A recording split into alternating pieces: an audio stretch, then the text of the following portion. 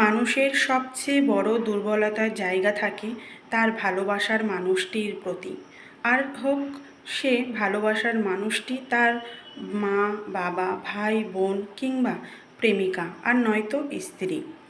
মানুষের সেই দুর্বলতার জায়গা থেকে যখন আঘাত পায় তখন সে পৃথিবীতে নিজেকে সবচেয়ে বেশি অসহায় বোধ মনে করে।